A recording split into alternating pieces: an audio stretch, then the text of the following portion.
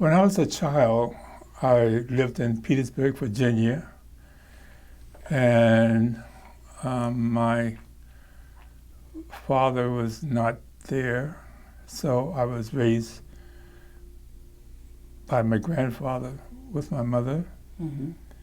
And my grandfather was a minister, so he was my father, my male figure. Mm-hmm. So I learned a lot from him, and at the time it was a lot to learn by being a person of color coming into this world. We would laugh at my grandfather because he had a Model T Ford and you had to crank it up in the front. And he would go out and he'd push the car down the road and crank it up and then jump in it and come back and say, okay, we're ready to go to church. So we lived on God Street then. So he'd get to church early enough so he could put the car on the hill, like. So when we got out of church, he'd get in it and roll it down the hill. The car would start and we'd go on back home. And I remember that. Those were the good days when we used to do that. The one on 4th Ave, it was built where you came in, you had the kitchen and they had a couple of rooms for Sunday school. Then you went upstairs in the big sanctuary.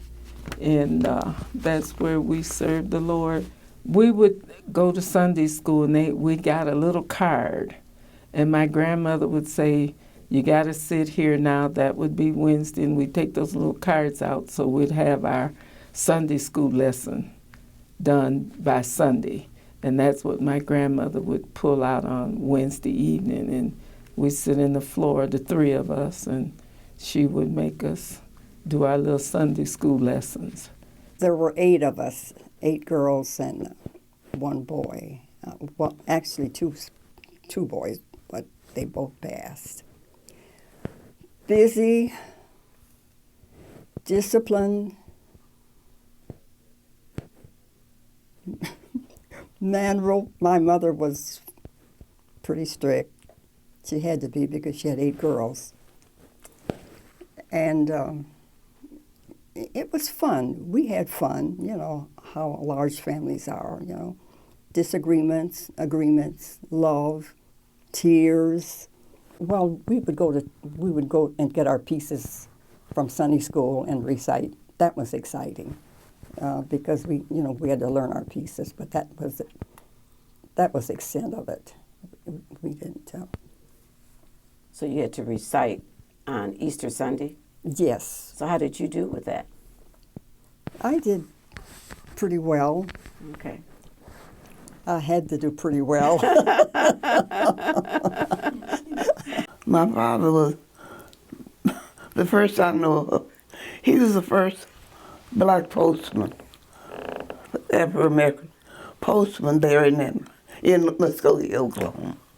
He's from Little Rock, but he came to Muskogee, Oklahoma when he married my mother, and we were all born in Oklahoma, all 5 of us girls. Did you run into any situations with the Ku Klux Klan? I remember that. You want to tell us about that? I was quite young, but my daddy used to. Whenever the Ku Klux would come around through town, in Muskogee now, all right. That's where we would hear the truck coming, you know. He would gather us up and put us in the house. We know they come out every evening. Those Ku Klux Klan people. That's what they used to do. We were not on the streets, but we couldn't get along with them, period. Or they didn't like us, they just soon get out of the truck and whip you. So the idea is that your father was protecting you by making sure that you were in the house before dark. He'd always yell us up, we couldn't out till they passed. At the time, when walking down the street, you have to get out of the way of whites. You sit in the back of the bus. At the time, you had to drink out of fountains they call it colored. But my grandfather was a very strong person. I remember one time as a child, a white insurance man came in and asked for Mary L. Hill, which is my grandmother. And my grandfather looked at him and he told this man that her name is Mrs. Mary L. Hill. And at the time, that really impacted me for the rest of my life, to show how a man should be. And I think that stuck with me until I grew up, to being very, not independent, but taking care of myself and minding my rights, being mindful of my rights. We celebrated Easter, we celebrated Christmas, Memorial Day, 4th of July, Labor Day, which in my community, those summer holidays is always kind of a picnic barbecue kind of a thing. And so all of the traditional American holidays we celebrated. So in terms of those summer holidays, you said picnic, barbecue. Mm-hmm. Who did the barbecuing? Well, my dad. He strictly was the one. My mother would be in the house, in the kitchen, cooking all the other sides to go with it. But the actual barbecuing, whether he would do ribs, chicken, sometimes he would do lamb or goat, or sometimes a combination thereof. But he always was the one that did the barbecuing. That tradition is carried over into my family when it comes to the barbecuing kind of summer holidays. That's my job, and so I do the barbecuing. So are you good at it? Good. I would not say I'm good. I would say that I'm outstanding at it. I love it. Yes. Yes, there was a Dunbar Community Center across the street from where we lived on 4th Avenue. And we would have a date, to go and play ping pong and dance. And we had to pay 10 cents to dance. And what did you like about the Dunbar Center? I liked Mr. Williams. He was the administrator there at the time. And Mrs. Williams was her name. He was interested in the youth, and so he would create programs for us to attend, like after school. But we had days to attend different activities, and they would send some of us to camp. They had programs for, if a parent could not afford to, they would pay for some of the trips. Some of the expenses. But that was fun because we looked forward to going to the Dunbar Center and singing. And my sisters we were known as the Bacon Sisters.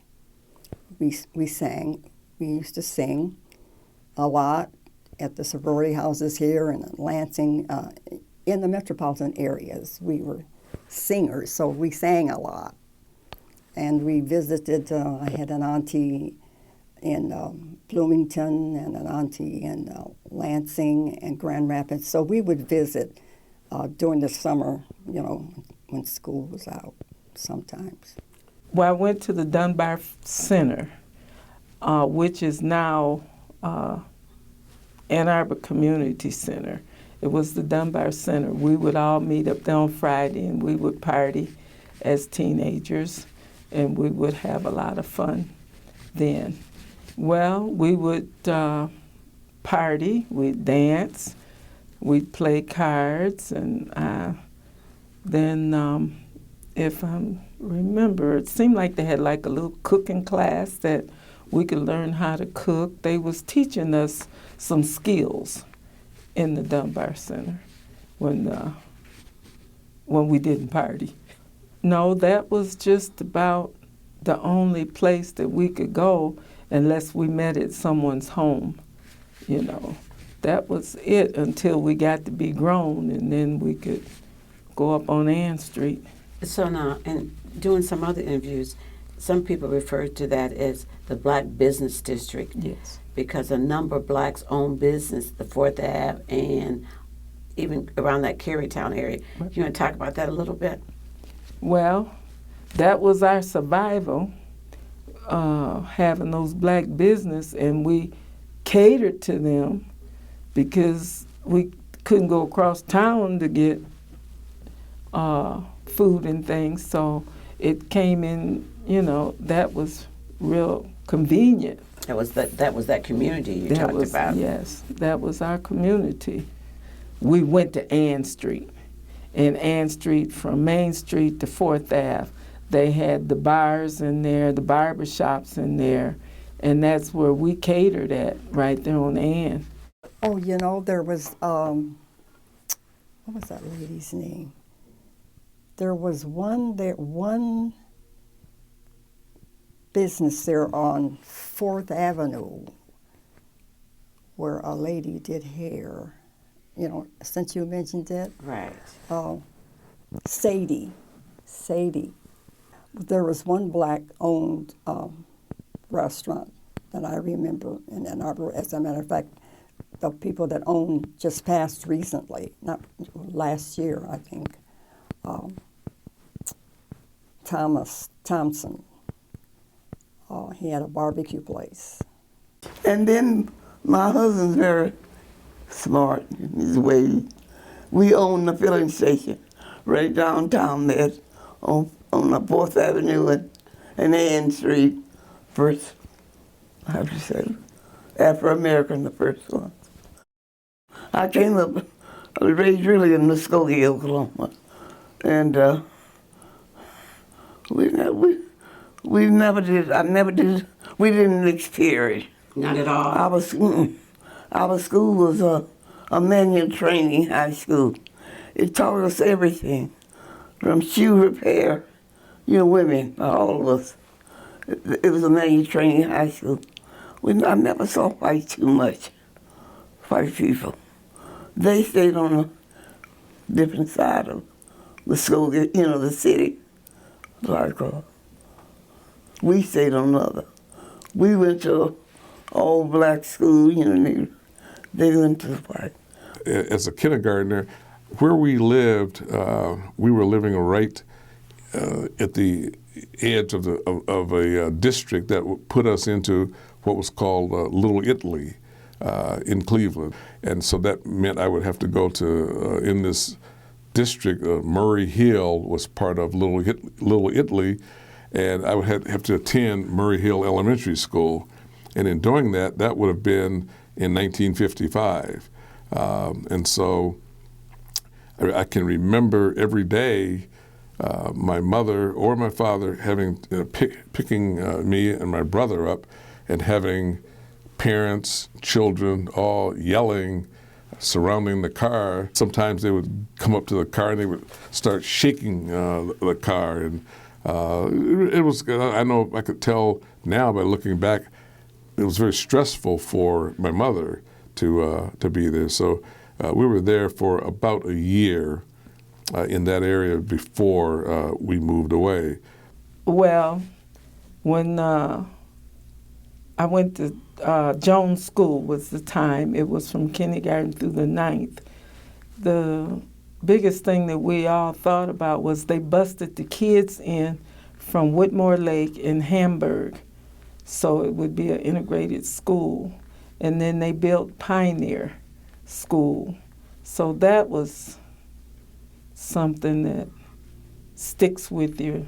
The busing. The busing, yes. They bust those kids in.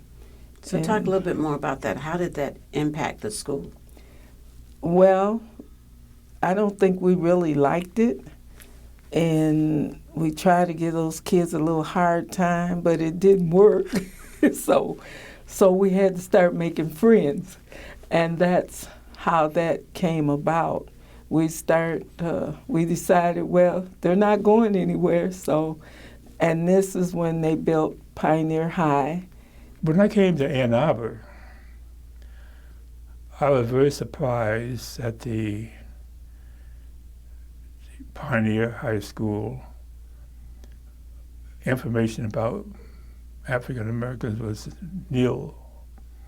And I think that's what got me really interested in working for change in Ann Arbor and education employment and all those kind of things, because I had expectation of a town being a little more advanced and with a university being more sophisticated, but it wasn't.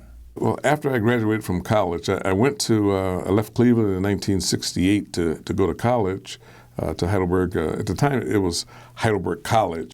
And so one of the things that we did at that time, it was in the 60s, and very popular for black student unions to be formed. And so on our campus, we formed one. And because of the isolation that we felt there, we wanted to have a structure, a meeting place where we could kind of come together to kind of be us, because we were into this melting pot that it was very difficult coming out of the inner city and then being in that kind of a population. And so we did a stage of student sit-in and until the administration did finally agree and gave us this house that was on campus that became where the Black Student Union was.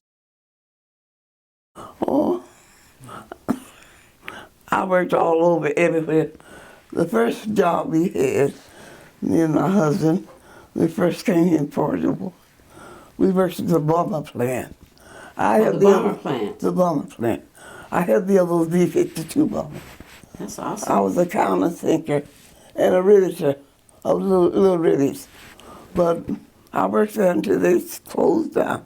And during the war, the women done the work. They said, bomber plant. They keep the men for they were sitting along, still sitting in floor. But we done most of the work. We done all the riveting, the counter thinking, rigging cables. I done that too. I done so much. President Truman integrated the armed forces at that time. And it was very interesting because at the time there was white GIs said they ain't gonna be in no foxhole with no black person. And so they had to integrate. So when the bullets started flying, they were calling me brother because we were there together, you don't think about color. They call it staying alive. I wanted to be a medic. Mm-hmm. And I wanted to go to Fort Sam Houston, Texas, where you go for medical training. Mm-hmm.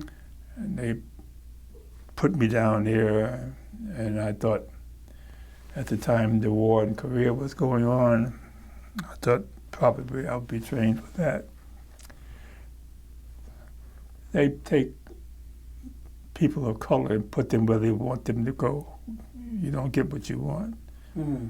So therefore I had to settle for driving a Jeep in Korea.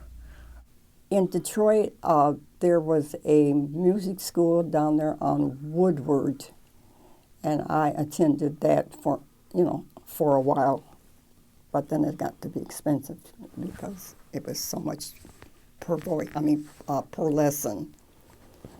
And then I stopped that. Then I worked at the Gotham Hotel, and that's where I met a lot of the celebrities, all of them. Billy Eckstein. Who are some of the ones that you met? Billy Eckstein, Joe Louis, Sarah Vaughan, Dinah Washington, Duke Ellington. And as I met them because I also worked on the elevator, so I got to meet. That's where there was a Paradise Theater on Woodward in Ann Arbor, and that's where all the entertainers would come, and they would stay at the Gotham Hotel on Woodward. And I worked on the elevator and the switchboard at the Gotham Hotel, and that's how I got to meet them, because that's where they stayed when they entertained at the Paradise, which was on Woodward. Boy, you're bringing back memories in my mind. I, in turn, continued to work at the same plastics plant, at the Saline Plastics Plant for 14 years. And I felt like, as we kind of talked about, you kind of hit some little pockets of discrimination, and so I felt like that I was being discriminated against because I ended up training people in certain aspects. I was working as an acting superintendent in a particular department, but never given the promotion, and so I chose to leave the company. And so I ended up filing we're getting my resume out, and I was offered a job with a company called Detroit Plastic Molding, which was at that time was the world's largest privately held plastics company. I was hired as an assistant plant manager. Well, General Motors had a plant, model cities. They had, what do you call it, an organization that wanted single mothers, because at that particular time, well, I got married in 70. Well, I was a single mother, but I was in this program and for General Motors. So they made sure all single mothers got a decent job. So they called, you went and did your classes for this job and what you had to do. And then General Motors, they got you right in, General Motors hired you. I'll be the only one sometimes. I was the only one working pediatrics, only one mostly working midnights. I worked 32 years straight midnights. I never laid off. Not once to just be laying off. I never had a leave of absence or anything like that. I loved them. The nuns, when I first started working at St. Joe, they were prejudiced. The nuns were, but I never saw a man in there. They were all nuns. But after they built a new hospital in Arbor, I guess it's in 1972, I think. They built that new hospital that St. Joe got now. Then it changed. So when you said you were working at the hospital and you were the only one, were you referring to being the only black on the shift? Only one in the 32 years in pediatrics, St. Joe. St. Joe. I worked with the babies. That's why everybody know me. The mother, the father. They all grew up knowing me. God took care of the children. I was the only one. I had the opportunity several years before she died to meet Rosa Parks because we sponsored some of the youth every year. I was a member of a local group called the Washtenaw County Buffalo Soldiers. We used to ride in parades and that kind of thing. So she took a group of youth out west to kind of travel and track the route and the areas that the Buffalo Soldiers impacted, but just to be able to touch, that little piece of history through her. But I would say that the greatest impact was Dr. King and those that walked with him and marched with him and sat in and did all that they did. That, I think, has impacted my life more than any other thing historically that has happened. Oh, freedom, oh, freedom, oh, freedom over me. And before I be a slave, Lord, I'll be buried in my grave and go home to my Lord and be free. I learned to play the guitar, and I had a fondness for singing. So I don't know how I got the job here at the library.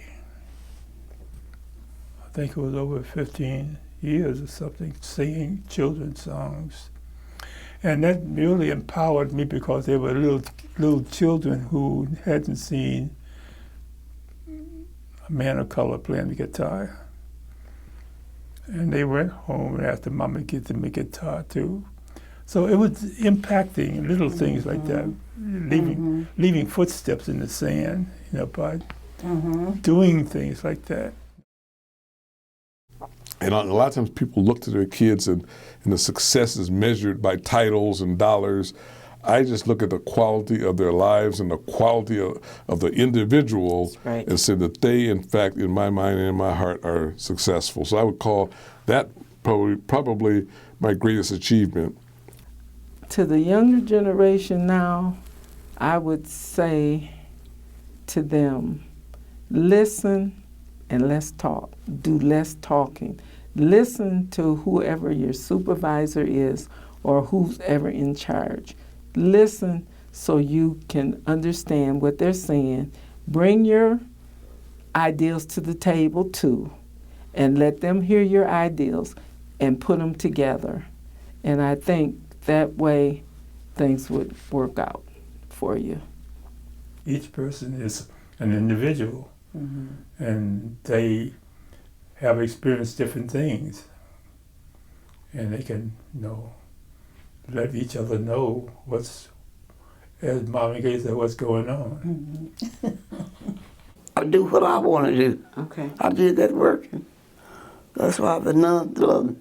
When I go there and I'm going to school, they said we wasn't supposed to do certain things. When I get on the job, rather do this, I said, I'm not going to do that. I'm not supposed to. And I wouldn't do it. But they kept me. They love me too when I speak up for myself. They respected you as well. Yes, they do. You stand up for yourself. I wouldn't do nothing that I wasn't supposed to do. But I tell everybody, be your own self, honey. I would tell them, I said, this is a beautiful world, and God has put you here for a reason. So try to find out that reason. Sure, you're going to make mistakes, and everybody does. But just think, I'm here for something, for a reason.